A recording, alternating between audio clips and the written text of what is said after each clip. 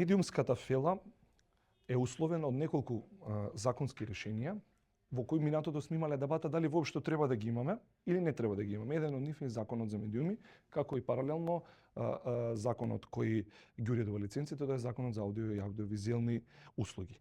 Во минатото сме биле сведоци дека многу интервенции во овие закони се правени насила, се правени, да не речам, во мали тесни кулуари, и за прв пат имаме процес во кој го минуваме сите заедно, тоа се чинителите во медиумската сфера, а тоа е да најдеме најдобро законско решение. Зошто е ова историски? Затоа што за прв пат разговараме за онлайн медиумите да добијат свое место во законот за медиуми.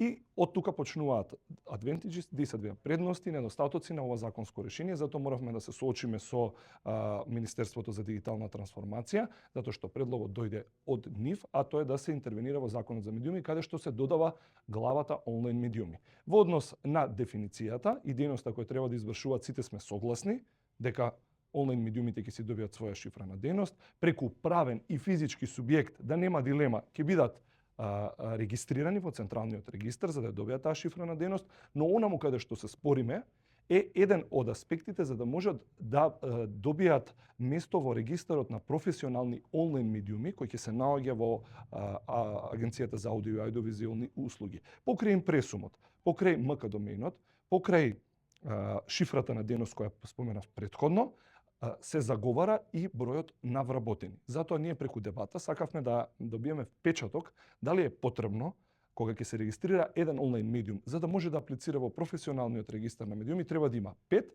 3 или 1. Моменталното законско решение кое кружи како предлог на ЕНЕР од страна на Министерството за дигитална трансформација е тоа да бидат тројца вработени. Ја слушнавме дебатата, но ставовите на синдикатот и на Сдруженијето на новинари се јасни. Тројца е неодржливо. Ова го говорам и го подкрепувам со факти на нашите истражувања, а тоа е дека ние немаме толкав број вкупен на медиумски работници на ниво на нашата држава, за да можат да се пријават по тројца во еден онлайн медиум, за да го добијат тој предзнак на професионалност во регистарот.